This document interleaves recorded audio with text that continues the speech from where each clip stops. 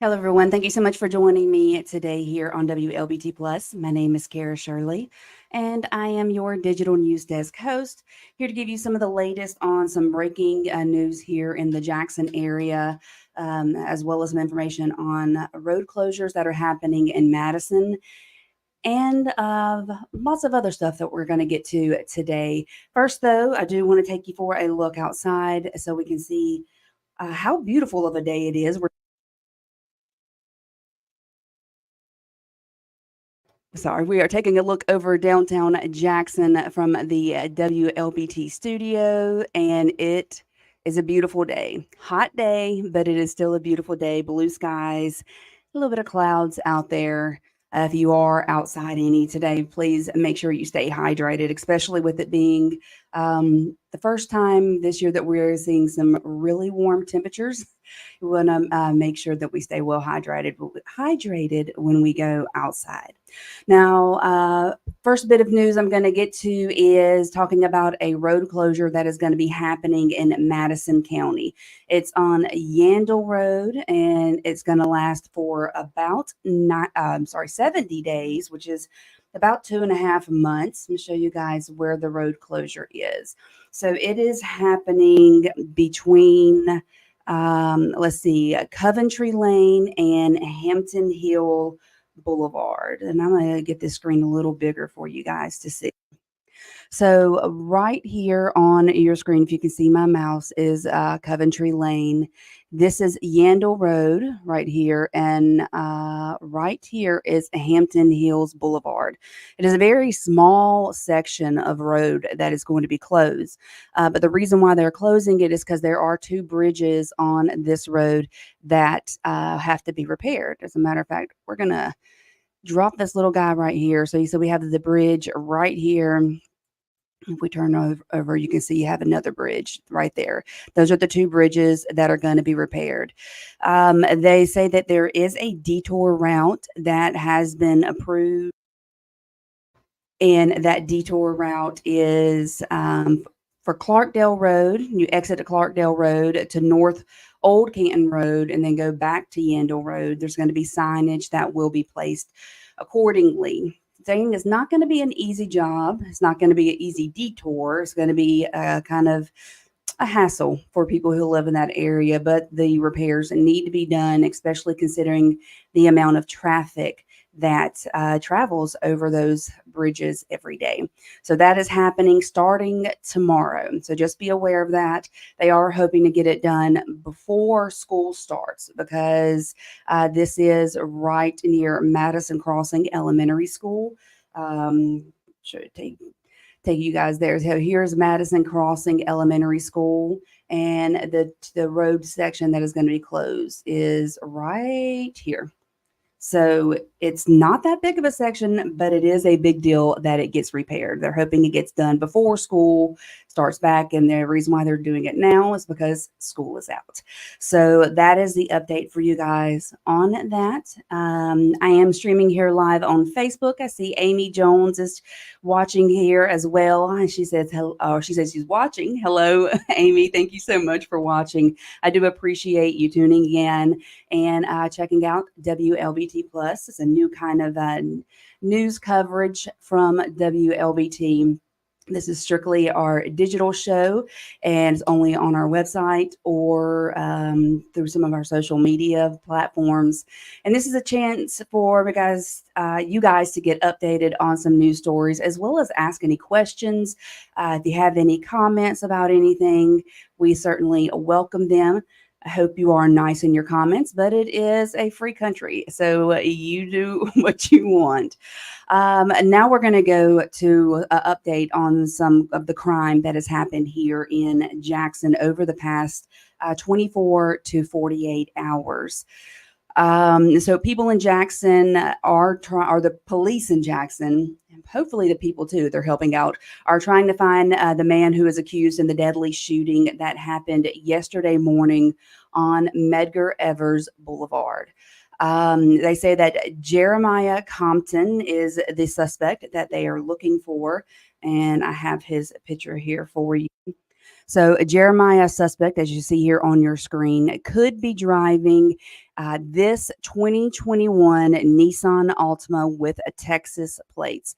Investigators say that he got into a fight with Juan Taylor at Medgar Evers and Boiling Street near I-20. They say Hampton pulled out a gun and shot and killed Taylor. Now, a warrant is now issued for his arrest. He is still on the loose. So, if you have any information on where he is, we are asking you please call JPD or Crime Stoppers so that we can get him in custody. Going to take you to a story that happened over in Meridian. It was really an update to a story. Back in June of 2022, a police officer by the name of Kenneth Kroom and a female by the name of Brittany Anderson Jones was shot and killed by Dante Bender. Well, yesterday, Dante Bender pled guilty to killing the police officer.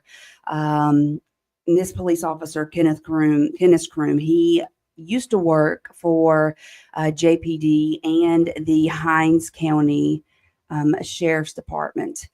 So Kenneth Kroom was responding to a domestic violence call involving Dante and his fiance, Brittany Anderson Jones. Brittany Jones was the victim in the domestic violence call. When Kenneth or the Officer Kroom arrived on scene, he was shot and killed by Dante. And police later found Brittany Jones in the house, and she had already also been shot. So he was facing charges of capital murder and a first-degree murder. The judge handed down sentencing after hearing from family and friends of Officer Kroom. And Officer Kroom's father described the message he hoped to convey when giving his story in court. Our son was a great person. He made a lot of contributions. He comes from a family who loved helping people, and the legacy of Kenneth, we want it to continue. So we just pray that Kenneth will continue, his legacy will continue, and want to encourage other young people to give back to their country in various ways. The Kroom Foundation created a scholarship fund last year that is named in Officer Kroom's honor. I had the extreme honor of getting to interview not only Officer Kroom's family, but as well as Brittany Anderson Jones' family last year on the 1-year anniversary of their killing. And there was a street named there in Meridian after Officer Kroom. But I think the one thing that I want to make sure that I bring up right here in talking about this is that this was a domestic violence call, and domestic violence is never okay. If you are someone you know is in a domestic violence situation, I do want to urge you to reach out for help, because those situations can turn deadly in the blink of an eye, as it happened here for Officer Kroom and Brittany Jones. But their accused killer, he was on the run for, I believe, about a day, and he was captured. And yesterday, pled guilty and was sentenced. So he is thankfully in custody and in jail for the crimes that he committed. Now let's come back over here to Jackson and talk about the FBI raid that happened at Hinds County D.A. Jody Owens' office and businesses. So there's still a lot of questions that people have. They want to know, why were these search warrants executed? Why were they issued? And we're not getting a lot of information right now. They're not releasing a lot of information. Now, Owens was elected the DA of Hinds County back in 2019. And it was nearly a dozen agents that showed up at his downtown cigar company on Pearl Street yesterday morning. They were taking pictures and seizing items from inside the business. Now, agents also took some documents from Owen's fifth floor office at the Hinds County Courthouse. Two sources are saying federal investigators also went to the Jackson City Hall, but we have not been able to confirm whom they questioned. The FBI activity does have a lot of people wondering exactly what is going on. That's not a good look. It's not, especially for taxpayers. We elect these type of officials to represent us. Yeah, it's so sad that we have come to a point in time whereas we have problems after problem. Now, the DA's office did release a statement that says that they are fully cooperating with the FBI's efforts. And the Hinds County District Attorney's Office is fully functioning and continues its work on behalf of the citizens of Hinds County. That has been and will continue to be our prime focus, their prime focus. But, there are comments that were made yesterday that on some of our Facebook posts that we made regarding this, saying, being looked at by the FBI is never a good thing. Also saying that he is the DA Owens, he is innocent until proven guilty. However, there's a lot of questions still, wondering why they were done, what they were looking for, and things of that nature. We are looking and digging to try to get those answers for you. However, the FBI has not released that information to us yet. As soon as they do, though, you can guarantee that we are going to let you know about it, whether it be on our Facebook page or through our apps. However we can get it to you, we will. So just make sure you stay tuned in for that. But it's never a good thing. Never a good thing. He's been involved in several cases that as a DA, he has prosecuted in Hinds County, and just wondering, what is this all about? What is this all about? We don't know, but we are going to find out and let you know.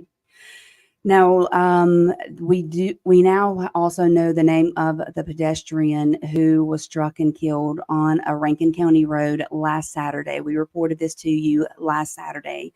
Rankin County Coroner Ruth David identifies her as a 66-year-old Geraldine Collier of Jackson. This is here on your screen.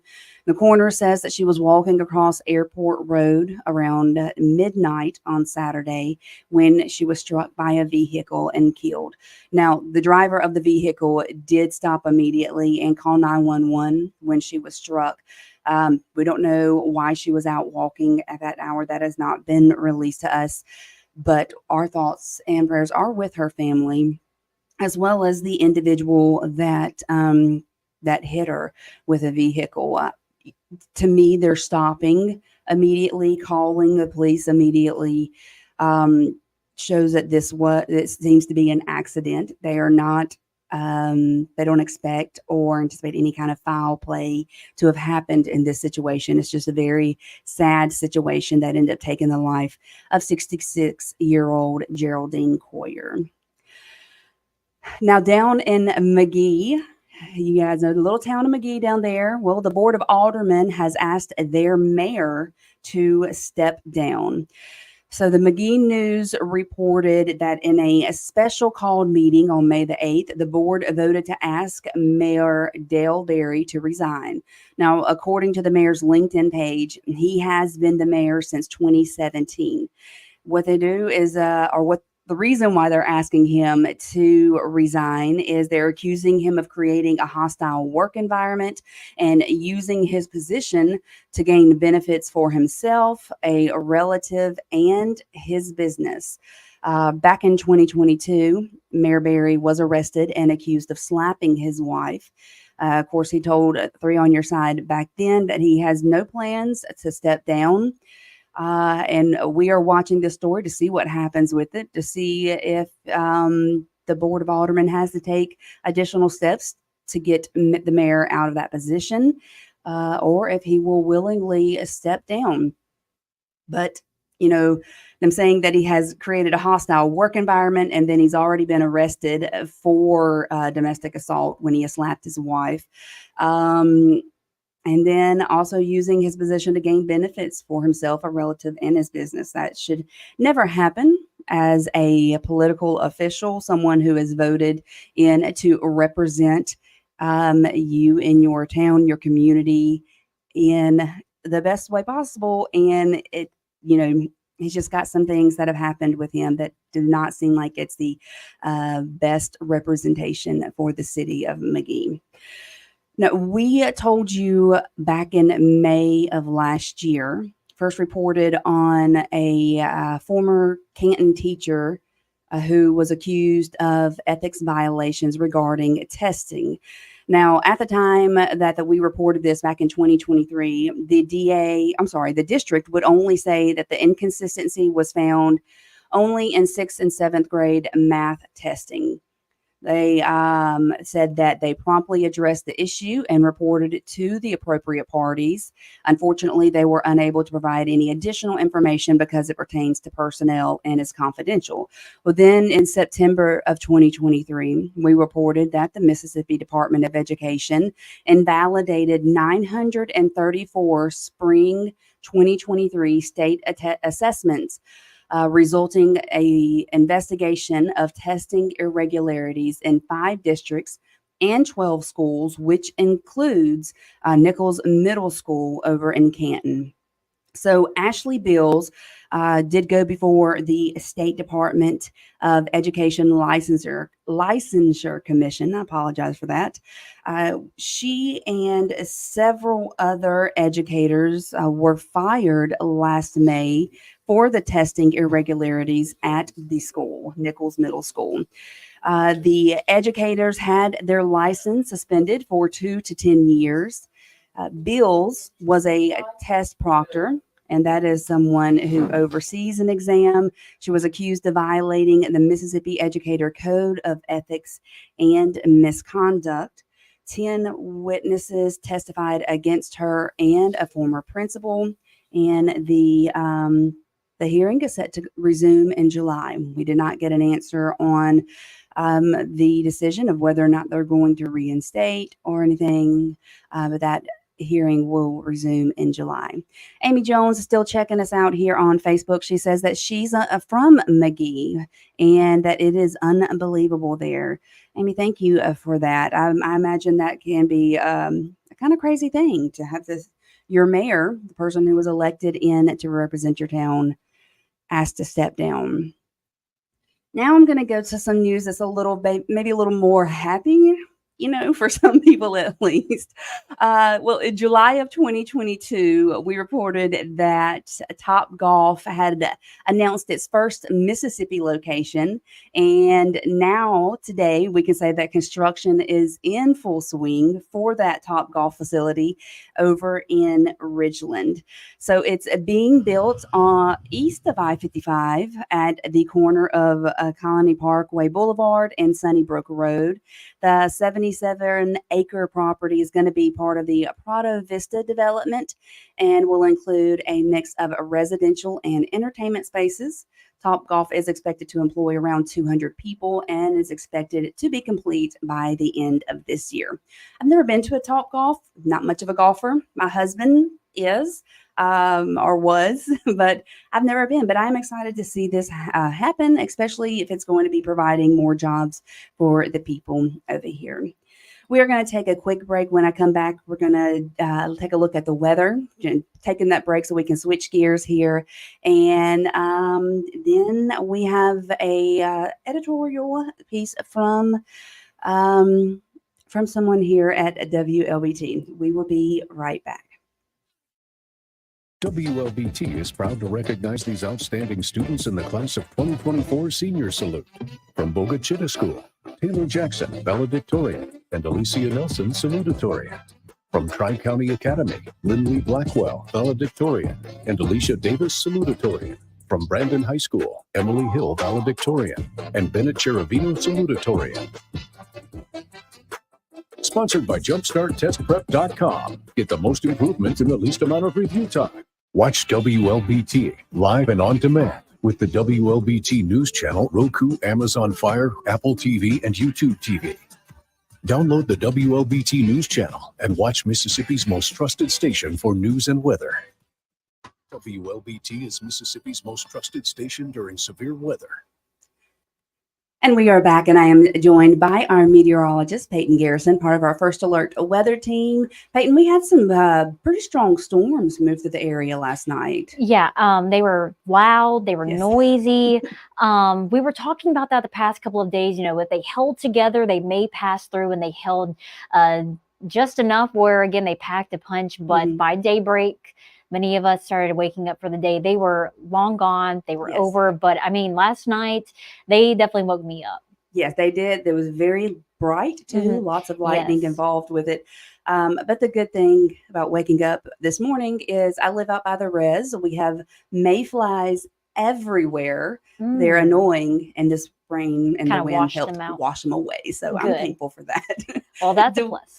Do we have any more rain coming into the area? You know, it's a possibility that we just see additional showers and storms flare up between now and probably by early next week. We had some rain and some storms up towards Humphreys, Holmes, and Italic counties the past couple of hours. It's from this disturbance, which is mainly going to be a concern for the Highway 82 corridor out towards northern, northeast Mississippi. We're on the fringes of a lot of this weather. As you can see, that disturbance tracking off to the east, but it's in a weakening phase, so we may just every so often see these complexes of rain and storms track through this afternoon, even tonight, and they could also feature some wind and some hail. Low wind risk for severe weather today, but not completely zero. So similar to last night, we may see additional showers and storms later today into tonight. But with this rain, it does come cooler temperatures, at least after a couple of days, right? Yes, we are going to see some cooler temperatures, not this weekend, though. This weekend, maybe some of the hottest weather we've seen over the past 7 or so days, lower, maybe middle 90s for high temperatures. There's a slight chance for a few showers or storms, especially the farther north you go, but I don't think it's widespread a washout by any means. But again, there is a dip in our temperatures on the way from the 90s through at least Monday, Memorial Day, and then 80s next week. Still plenty warm, but middle 80s I think is better than mid 90s. And we'll also have lower humidity by that time as well. So shouldn't feel as muggy, humid by next week. A little bit will be taken off by next week. I'm looking forward to that. That's the one thing that annoys me about Mississippi is all the humidity. The humidity.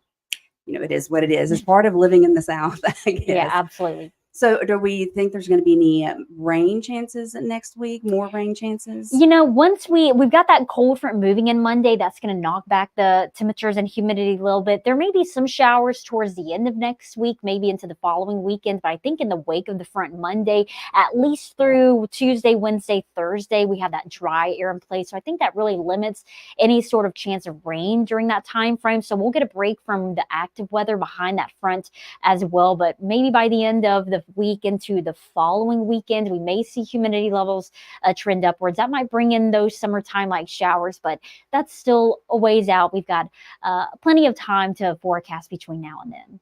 Good. Well, I'm just happy to see the 80s. I mean, the warm weather is nice for a holiday weekend, getting out on the boat, in the water, by the pool or anything, but the 80s will be nice. Yes. Well, thank you so much, Peyton. We are going to take another quick break. And when we come back, we have got an editorial piece, consider this, from our VP and General Manager here at WLBT, Ted Fortenberry, talking about whether or not the media should be allowed into courtrooms, specifically a certain one around here. So we'll be back in just a moment. Alert weather coverage means that we alert you at the first sign of dangerous weather, with more weather forecasters than any other station, more weather tools than any other station, and the only station in the country with mobile weather radar technology that allows us to catch weather threats that the National Weather Service radar can't reach. Sunrise to sunset, 7 days a week. We are WLBT, 3 on your side, and Mississippi's most trusted First Alert weather team. This May is all about margaritas. WLBT and Studio 3 want to know your go-to spots for margaritas in Mississippi. Vote in round 2 for your favorite restaurant or bar for the best margaritas. It's a friendly competition that's all about supporting local. Margaritas in May, the battle of the best margaritas. Vote now. And yeah, margaritas in May, y'all saw that right there. Is make sure that you come to our website, wlbt.com, and you can vote for your favorite margarita business or business that sells margaritas.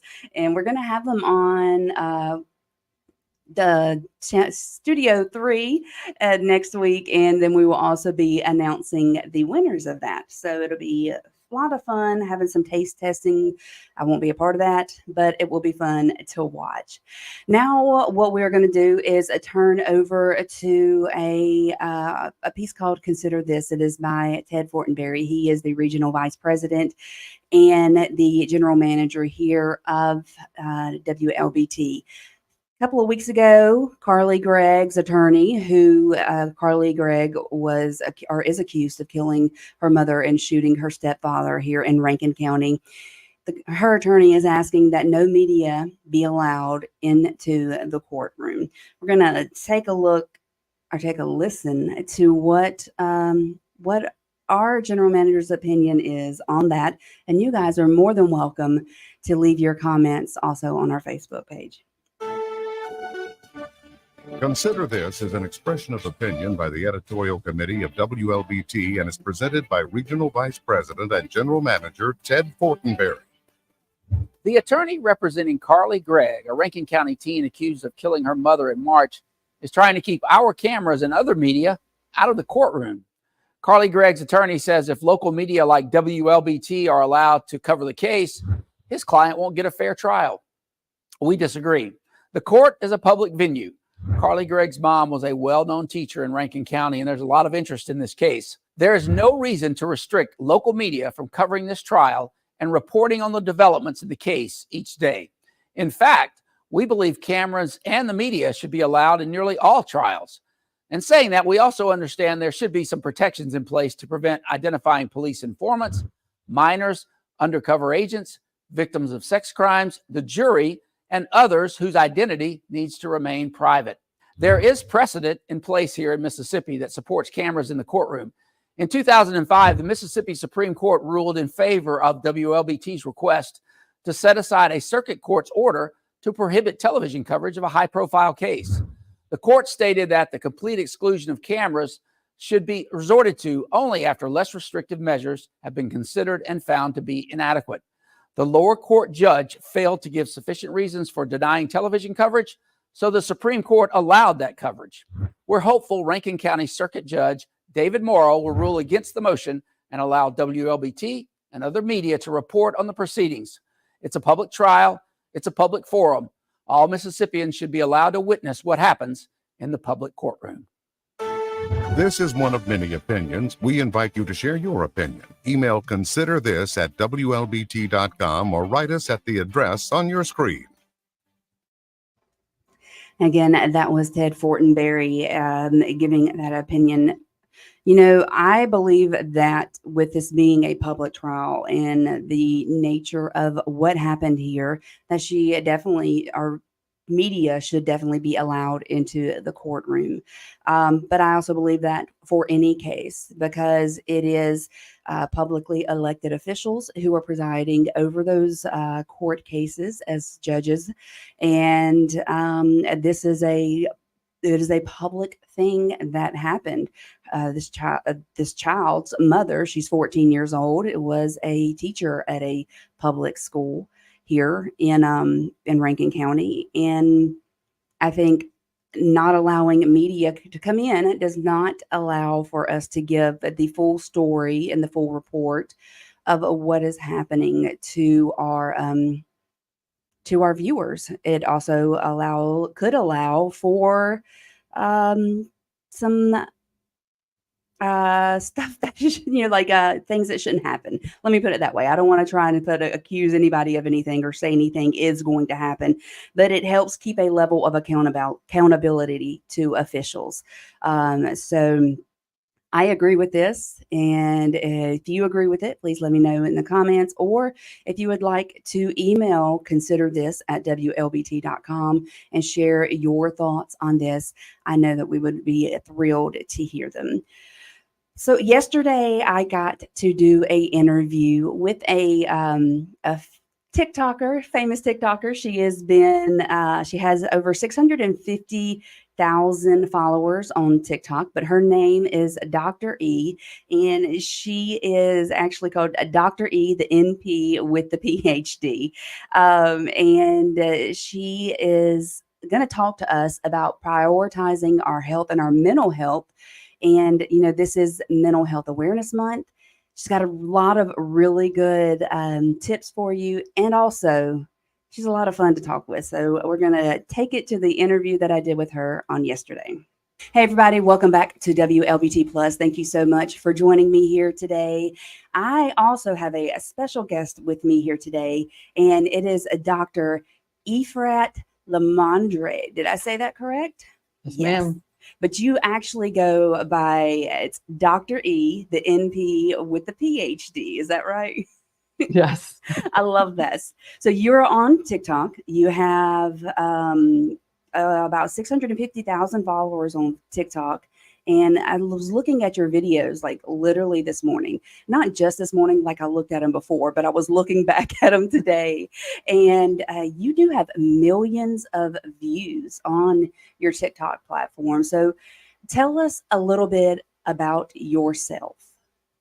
A little bit about me. Okay. Yeah. So I think I would, the title I give myself is medical disruptor, really pushing the envelope. And like you, it's really about using the platforms, the social platforms, to engage people and let them know that their symptoms are not in their head. They're not crazy, to empower them and to let them know how to get the answers they deserve. And that's what the platform is all about. I love that term, the medical disruptor. So what does that mean exactly for you? Okay, so medical disruptor means that I love conventional medicine. I practice conventional medicine here in New York, but conventional medicine has its limitations.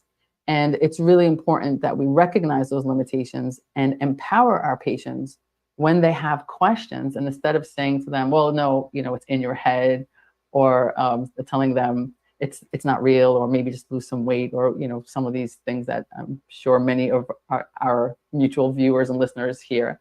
And instead of that, understanding, let's disrupt that algorithm. Let's disrupt saying, well, if I can't figure it out, that must be in your head. We need to disrupt that and, in fact, empower our patients to know that there is more. There are more answers out there. And I just don't want patients to come out of any type of exam room feeling disempowered. I love that, empowering the patient, because you're right. There are a lot of doctors or medical providers out there that do rely strictly on the medication and things like that. And so you're kind of looking beyond that.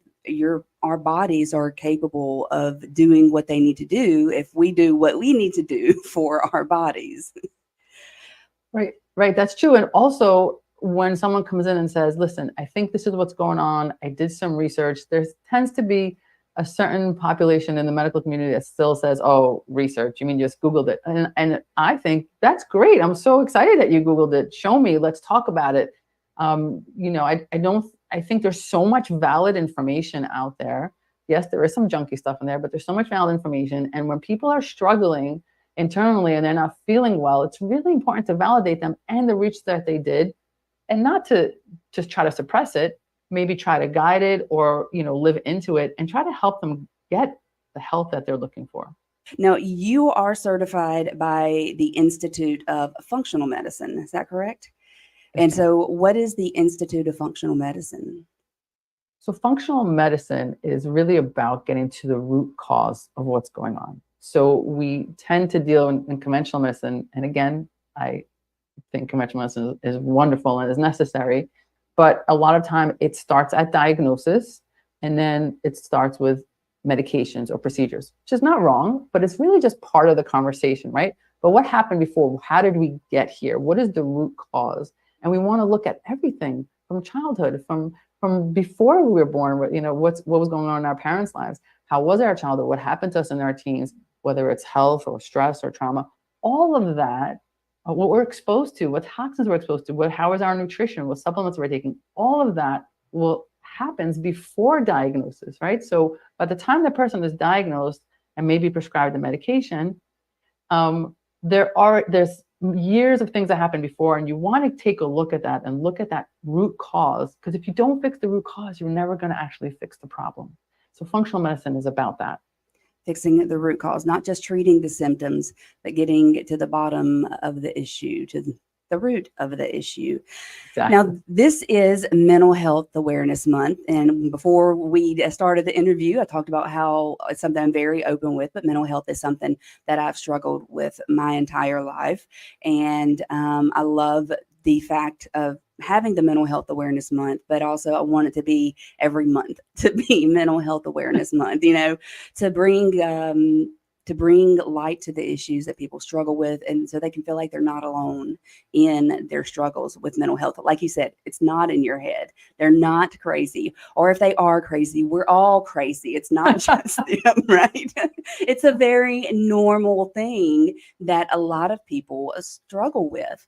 But you have some different ways that you can help people prioritize their health, and also in prioritizing their health, prioritizing their mental health, right? Absolutely. But first of all, I want to take a moment to acknowledge what you just said, because Mental Health Awareness Month is exactly so that someone like you in your position can say, hey, I struggle with mental health also. And then before the camera's on, I said to you, who doesn't, right? So Mental Health Awareness Month is about understanding that it is prevalent. There are so many people struggling with mental health issues, and we need to break down the stigma or any type of shame around getting help and remind ourselves that it's just as important as physical health. It is the same as physical health. It's all in one body, and that seeking help is a sign of strength and not weakness. You wouldn't say that somebody's weak for going to get, antibiotics for pneumonia. So there's no weakness in reaching out and getting the help that you need for mental health awareness. So I really just want to take a moment to acknowledge how publicly you said that, because that's important for your listeners. Well, thank you. And I love what you just said about how it's not a sign of weakness. It is a sign of strength when you can admit that you got something going on and you need the help. And it also allows people the opportunity to help you. And so I just love that. It's not a sign of weakness. It's a sign of strength. It's a sign of strength. So let's talk about your 5 tips that you have to help with your mental health, and to maybe get you to a place to where you can reach out. What are some ways and some of the 5 tips that we can give people so that they may be able to get to that point where they can recognize what their body is doing, what their mind is doing? Sure. So these 5 tips are really simple, and some of you might be like, okay, I know this. But if you notice, when you're anxious or you're depressed, you tend to skip these 5. It's these simple things that kind of, at times help us come out from under, right? So the first one is making time for yourself. You know that when you get anxious or stressed, that flies out the window, your schedule, and you're taking care of everyone else. But it's crucial to take moments for yourself. And that doesn't mean you have to create 6 hours to go to the spa, although if you can, God bless. It's just taking moments for yourself to recharge, read a good book, soak in a warm bath, do your favorite hobby, even if it's 5-10 minutes. These little moments are secret weapons for your mental health. The next thing, please. I was going to say, with that, making time for you, I tend to think that when I see things going wrong, I need to pile more on my plate. And so it's just the exact opposite of that. Exact opposite, right? We tend to be like, oh no, I'll get to that later. Oh, I'll skip the gym. I'll skip the bath. I'm rush. And that is taking away your secret weapon. You start thinking of it as your secret weapon to get you through the day.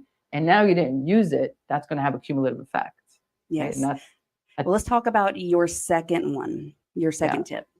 The second one is keeping your circle close, right? So your friends and your family, if you like your family, to help you stay. I always have to put that in because some people are like, don't talk about my family. Right. That's not a good. Can we just focus on the friends? Yeah, exactly. So friends and family, if you like your family, they help us be light. They help us laugh, right? It's the place where we're most relaxed. But if that's not an option, really, really join a club or a group where you can share your interests and concerns and good times, because these connections, even if they're, once a week, they help us stay balanced. A lot of chemicals are released when we interact with people that we love, and that we can laugh with. That is very true. I have just to show the opposite. One of the things I've noticed in myself is I tend to go isolate and not go and be out with people, or not want to do things, or just, want to go home from work and just get straight into the bed, type of things. And we can't do that. It's so good that you brought that up, because like the first one, right? So, I'm not going to take time for myself. I'm not going to go out with my friends. I have so much to do. I have to wake up early. And then before you know it, 2-3 weeks went by, and your mental health is really suffering. Right. So sometimes you do have to force yourself out of pajamas to go meet your friends. Yes. And it can be a struggle. Although if you find really good friends, you can just go in your pajamas, That's true. You can go in your pajamas. And the third tip that you have is stay grounded with mindfulness. Tell us about that. Yeah. So when I say the word mindfulness, a lot of people are thinking, you have to meditate and, have to get dressed in all white and find somewhere to be. And that's not what mindfulness has to be. I mean, if you can meditate, that's amazing. Great for you. But for many of us, that is really difficult, time-wise, skill-wise. So mindfulness just means taking a moment, a minute, 60 seconds to be aware, to take a breath. And every time I say this and I speak this line, I'm already more present in the moment. And just taking that breath, that 60 seconds, it releases chemicals in your brain that can help with anxiety and depression. So imagine doing that 2-3 times a day. With like little mini vacations for your brain. Little mini vacation, just 60 seconds.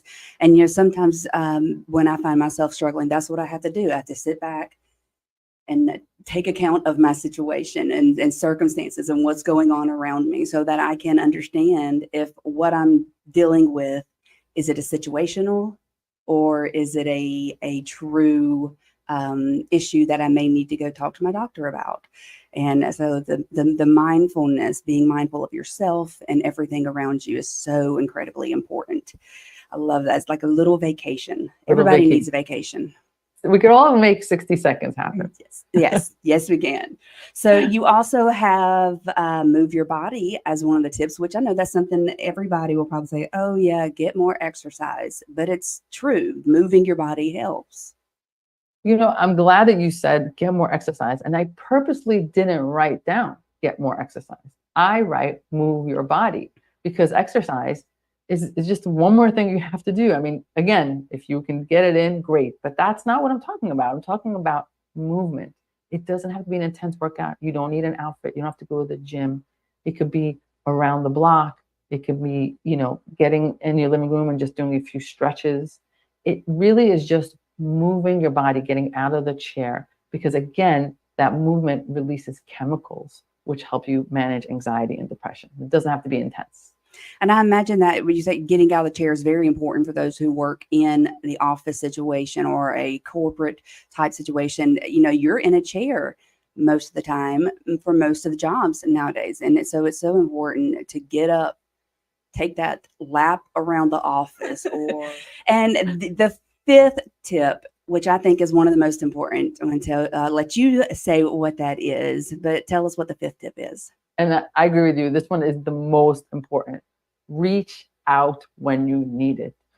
You don't have to power through this alone, whether it's to your friend or a loved one or to a professional who can offer guidance or therapy or medication. Please, there is no shame. There is no stigma. If you are struggling, you tried these tips, you tried all these things, don't power through it alone. Get the help that you need. Please make that appointment. Get a medical professional to talk to. Absolutely. And if you don't know how to do that, go to your primary care. They should have a list of where to go. I know we have it in our office. So right. It's so important. So important. I think that could be all 5 tips. I mean, the other 4 were very important, but that could be all 5 tips. Number 1, reach out. Number 2, reach out. But we do have to have those people in our life that we can talk to, that we can trust, and that there is no shame, or there shouldn't be a stigma behind reaching out. Because like we said earlier, you're not just crazy. Everybody's crazy. We're all going through Not only, something. yeah, and not only that, the world would be a better place if we all went to therapy. So Right. Therapy is good. All right. Now you have a book out that it says it's a best-selling book. Tell me about that book. So it's called It's Not in Your Head because of what we talked about earlier. Because over the years, I've had many people come to me who've been from provider to provider with various aches and pains. And after all the tests come back normal, they're told, hey, lose some weight. It's your age, it's your stress, or it's in your head. Here's some medication. Not that I'm against medication, we just discussed that, but certainly not because we can't figure out what's going on with you. So It's Not in Your Head is a place to empower people. It's not in your head. Sometimes you just need a different way of thinking and different tools and tests to get you the answers you need. And where can people find your book? On Amazon. On Amazon. Awesome. Well, I appreciate you so much for coming on with me today, especially with it being Mental Health Awareness Month, talking about these 5 tips and just giving people the power to get into their own health, if that makes sense. Yeah. You don't have to rely just strictly on the doctors and the medical professionals, which they're all amazing. You are one of them, but you need to learn for yourself too, how to take care of you. Absolutely. Advocate for yourself. There is an answer out there for you. Yes, there is. Well, thank you so much again. This is Dr.E, the NP with a PhD, and you can find her on TikTok. She is on YouTube. Are you on Facebook or Facebook, Instagram? I have a podcast. Wherever your platform is, you can find me. Awesome. You guys go give her a follow. Thank you so much for joining me today. And again, that was Dr.E, the NP with the PhD. You can follow her on TikTok, all the social media channels. Check her out. That is the end of WLBT Plus today. Remember, like we said, it is Mental Health Awareness Month, even though we are fixing to switch over the calendar to the month of June. But if you are someone that needs help or you find yourself in a situation that is not good, there is the National Mental Health Crisis Line and the Suicide Prevention Line. You can call or text 988 and speak with or text with someone who can help you. But I will be back tomorrow at 1. Thank you guys for joining me here for WLBT Plus. You guys have a great day. Bye.